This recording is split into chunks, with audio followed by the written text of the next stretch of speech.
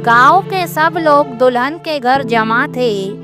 ढोलक बज रही थी, मेहंदी की खुशबू चारों तरफ फैली हुई थी और हर कोई खुशी से झूम रहा था। दुल्हन जीनत शर्माई हुई आंखों से अपने कमरे में बैठी थी। बस एक ही सोच थी, अब सब कुछ नया होगा, एक नई जिंदगी शुरू होगी। लेकिन ठीक आधी रात को अचानक शोर मच गया। दूल्हे के कमरे का दरवाजा खुला तो सब हैरान रह गए। दूल्हा वहां था ही नहीं, ना कमरे में, ना सहन में, ना आसपास। रिश्तेदार एक दूसरे को देखने लगे।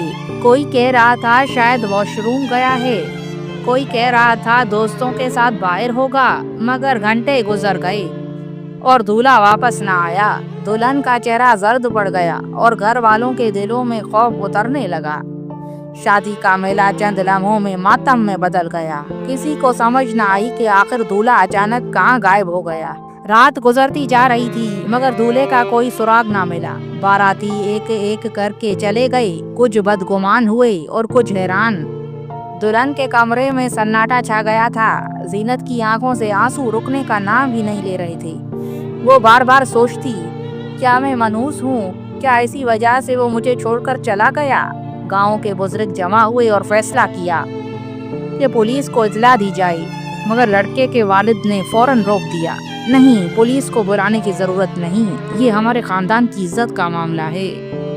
ये सुनकर जीनत के वालिद का खून खोल उठा। उन्होंने कहा, मेरी बेटी के साथ ये जुल्म हुआ है और आप इज्जत की बात कर रहे हैं। दोनों खानदानों में तलख कलामी शुरू हो गई। मगर असल सवाल वही रहा, दूल्हा कहाँ गया? किसी ने कहा शायद भाग गया, किसी ने कहा अगवा हो गया और कुछ तो ये भी कहने लगे कि ये सब पहले से मंसूबा था। गांव के हर दरवाजे पर यही बात हो रही थी। सब हैरान थे कि शादी की रात ऐसा सदमा क्यों आया। सुबह की रोशनी फैली तो मामला और भी संगीन लगने लगा। दुल्हन की सुहाग रात एक ऐसी रात जिसका ख्वाब हर लड़की देखती है, मायूसी और खौफ में डूब चुकी थी। जीनत के घर वाले परेशान थे कि अब वो लोगों को क्या जवाब देंगे। गांव में अफवाहें तेजी से फैलने लगी। कोई कहता दूल्हे की पहले से ही किसी से और मोहब्बत थी, कोई कहता ये शादी जबरदस्ती की गई थी इसीलिए वो भाग गया। कुछ लोग तो ये तक कहने लगे कि दूल्हा जादू टोने का शिकार हो गया है। जीनत की माँ बेटी को तसल्ली देती रही, मगर इसके अपने आंसू भी छुपाए ना छुपे। गांव की औरतें जीनत पर तरस खाने लगीं और इसके करीब बैठकर बोली, बेटी हौसला रखो, सच जल्द सामने आ जाएगा। इसी दौरान अचानक दरवाजे पर दस्तक हुई। सब भागते हुए बाहर निकले। दरवाजे पर पुलिस खड़ी थी। इनके हाथ में एक खत था जो दूल्हे के कमरे से मिला था। खत पर साफ लिखा था, मैं ये शादी नहीं करना चाहता था। पुलिस के हाथ में मौजूद खत ने सबको हिलाकर रख दिया। दुल्हन के वालिद ने कपकपाते हाथों से वो खत लिया और बुलंद आवाज में पढ़ना शुरू किया। मैं ये शादी अपनी मर्जी से नहीं कर रहा था। मुझे अपनी जिंदगी के फैसले का हक नहीं मिला। मैं किसी और को चाहता हूँ, मगर मुझ पर जबरदस्ती की गई। इसलिए मैं ये घर और ये रिश्ते और ये बारात सब छोड़कर जा रहा हूँ। मुझे ढूंढने की कोशिश ना करना। खत पढ़ते ही लोगों में ये चामागोइयाँ शुरू हो गईं। कुछ लोग दुल्हन को कसूरवार ठहरा रहे थे तो कुछ दूल्हे के माँ बाप को इल्जाम दे रहे थे। जीनत के वालिद गुस्से से कांप रहे थे। मेरी बेटी की इज्जत के साथ ये कैसा खेल खेला गया। जीनत खामोश बैठी रही, जैसे इसके वजूद से जान निकल गई हो। वो सोच रही थी कि जिस शख्स का नाम इसके साथ हमेशा के लिए जुड़ना था, वही इससे सबके सामने बेसहारा छोड़ गया। पुलिस ने दूल्हे के वालिदैन से सवाल और जवाब शुरू किया, मगर वो बार बार यही कहते, हमें कुछ पता नहीं, ये सब अचानक हुआ है। लेकिन गांव वाले मानने को तैयार ना थे। सब कह रहे थे कि लड़के के वालिदैन को सब इल्म था। मामला अब इज्जत से निकलकर रुसवाई में बदल रहा था। खत मिलने के बाद पुलिस ने मामला बाज़ाब्ता तौर पर तफ्तीश के लिए दर्ज कर लिया। उन्होंने सबसे पहले दूल्हे के करीबी दोस्तों को तलब किया। एक एक करके इनसे पूछा गया, क्या इसने कभी किसी और लड़की का जिक्र किया था? दोस्त पहले हिचकिचाए, लेकिन आखिरकार एक ने आहिस्ता से कहा, जी वो अक्सर एक लड़की के बारे में बात करता था, इसका नाम आयशा था।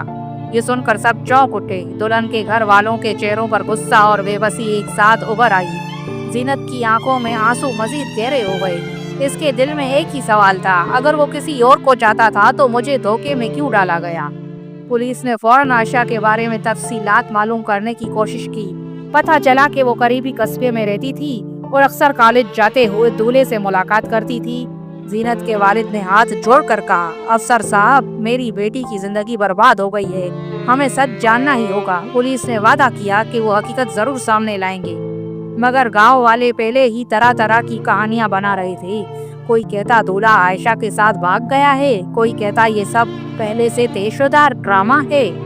زینت اب صرف خاموش تھی، اس کے لیے ہر لفظ تیر کی طرح دل کو زخمی کر رہا تھا۔ پولیس جب عائشہ کے گھر پہنچی تو ماحول عجیب سا تھا۔ دروازہ کھلا، اندر خاموشی چھائی ہوئی تھی۔ عائشہ کی ماں نے افسردہ لہجے میں کہا، وہ تو کل رات سے غائب ہے، نہ گھر آئی نہ کسی کو خبر دی۔ یہ سن کر سب کے قدم زمین میں دھس گئے۔ دولہا اور عائشہ دونوں ایک ساتھ غائب، یہ اتفاق تھا یا سازش؟ زینت کے والد ایک کے لیے صدمہ ناقابل برداشت تھا۔ وہ چلائی، میری بیٹی کی زندگی برباد کر کے یہ دونوں کہاں نکل گئے؟ زینت نے یہ خبر سنی تو اس کا دل ٹوٹ کر رہ گیا۔ اس نے آنکھیں بند کیں اور سر پکڑ کر زمین پر بیٹھ گئی۔ اس کی سانسیں تیز ہو گئیں، جیسے اس کا وجود کسی نے چیر ڈالا ہو۔ پولیس نے عائشہ کے کمرے کی تلاشی لی تو الماری سے ایک ڈائری ملی۔ ڈائری کے اوراق پر دردناک جملے لکھے تھے، ہم کبھی ایک نہیں ہو سکیں گے، ہمارے گھر والے ہمیں کبھی ساتھ نہیں جینے دیں گے، اگر ہم نہ مل سکے تو ایک دن سب کو ہم صرف خبر میں ملیں گے۔ یہ پڑھتے ہی سب کے چہروں پر ہوائیاں اڑ گئیں۔ کہیں یہ دونوں بھاگ کر اپنی جان لینے کا فیصلہ تو نہیں کر بیٹھے؟ اب معاملہ صرف شادی کا نہیں رہا تھا، بلکہ زندگی اور موت کے بیچ لٹک گیا تھا۔ پولیس نے فوری طور پر دونوں کی تلاش کے لیے ٹیمیں روانہ کی۔ راستوں پر پوچھ گچھ شروع ہوئی۔ آخرکار ایک بس اڈے کے مزدور نے بتایا، جی کل رات ایک لڑکا اور لڑکی یہاں آئے تھے، دونوں بہت گھبرائے ہوئے لگ رہے تھے، ایک ہی بس کے ٹکٹ لیے تھے اور اندھیرا ہوتے ہی روانہ ہو گئے۔ یہ خبر ملتے ہی سب کا شک یقین میں بدل گیا کہ وہ دونوں ساتھ بھاگ گئے ہیں۔ زینت کے گھر میں کورام مچ گیا۔ زینت کی ماں نے اپنی بیٹی کو سینے سے لگا کر کہا، بیٹی ہم نے تو تیرا ہاتھ ایک باندھ دیا تھا، مگر اب تیرا نصیب تجھے رسوا کر گیا۔ زینت کی حالت بگڑنے لگی، اس نے کھانا پینا چھوڑ دیا، وہ بار بار بس یہی کہتی، میں نے کیا قصور کیا تھا۔ پولیس نے مزید تفتیش جاری رکھی۔ کچھ گھنٹوں بعد ایک اور چونکا دینے والی خبر ملی۔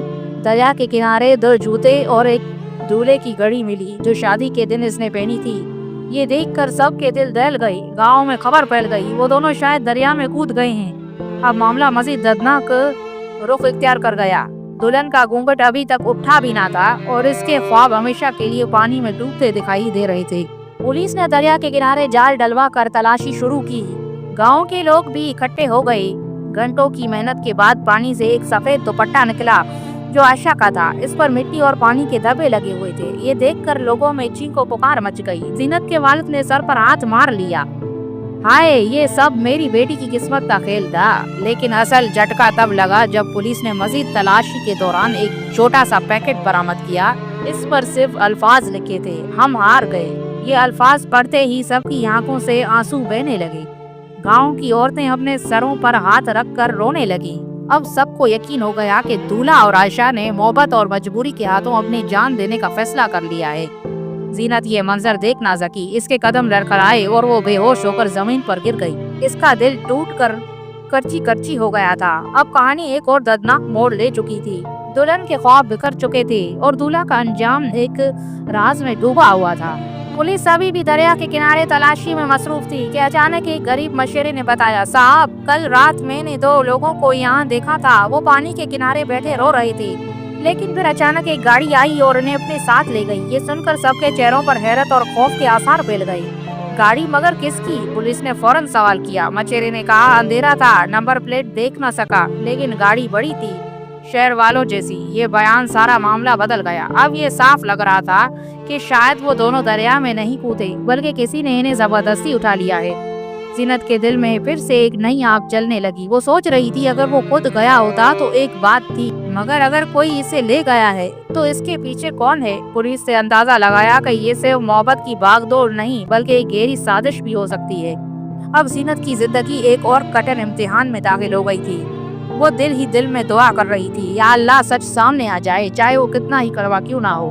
پولیس نے دریا کے قریب سے مزید تفتیش شروع کی۔ ایک چھوٹے ہوٹل کے مالک نے بتایا، कल रात एक नौजवान लड़का और लड़की मेरे होटल में आए थे। वो दोनों बहुत घबराए हुए लग रहे थे। मैंने इन्हें कमरा देने से इनकार किया क्योंकि इनके पास शनाख्ती कार्ड नहीं था।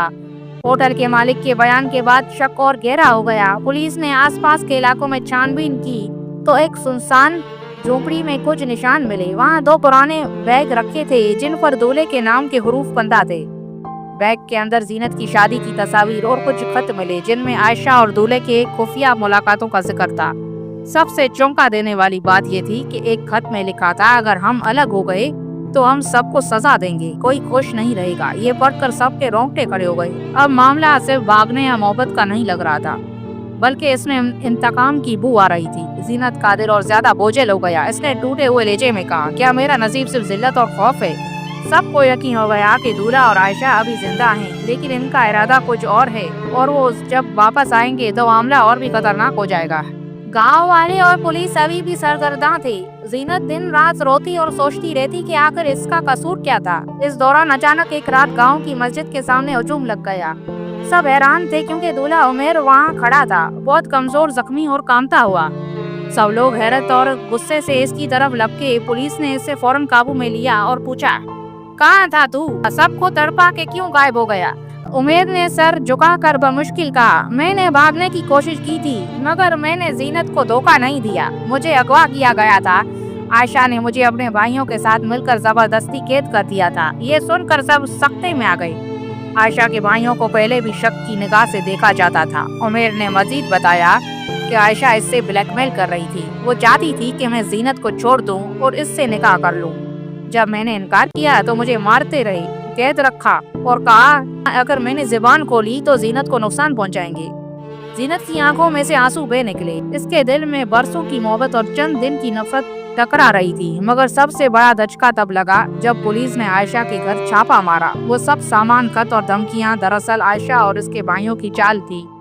आखिरकार उमेर ने जीनत के सामने हाथ जोड़ दिए, मैं बेकसूर हूँ मगर सजा भुगतने को तैयार हूँ। सिर्फ इतना मांगता हूँ कि तुम मेरी बात पर यकीन कर लो। जीनत खामोश रही, आंखों में आंसू थे लेकिन दिल में एक अजीब सुकून भी, जैसे तकदीर ने सब उलट पुलट कर रख दिया हो। कहानी यही खत्म हुई मगर एक सवाल छोड़ गई, क्या मोहब्बत और एतमाद एक बार टूटने के बाद दोबारा जुड़ सकते हैं? तो दोस्तों चलें इस कहानी का सबक मालूम कर लेते हैं। इस कहानी से हमें ये सीखने को मिलता है कि मोहब्बत और रिश्ते की बुनियाद एतमाद और सच्चाई पर कायम होती है। धोखा, झूठ और ब्लैकमेलिंग आखिरकार सबको बर्बाद कर देती है। कभी भी अपने जज्बात या जिद की खातिर दूसरों की जिंदगियों को बर्बाद नहीं करना चाहिए। मुश्किल वक्त में सच्चाई देर से सामने आती है मगर जब आती है तो झूठ को बेनकाब कर देती है। आखिर में ये सवाल बाकी रहता है, क्या एक बार टूटा हुआ एतमाद दोबारा जुड़ सकता है? तो दोस्तों जल्दी से चैनल को सब्सक्राइब करें और बेल आइकन को दबाएं और आगे भी ऐसी स्टोरीज शेयर करें और मोरल स्टोरीज सुनें।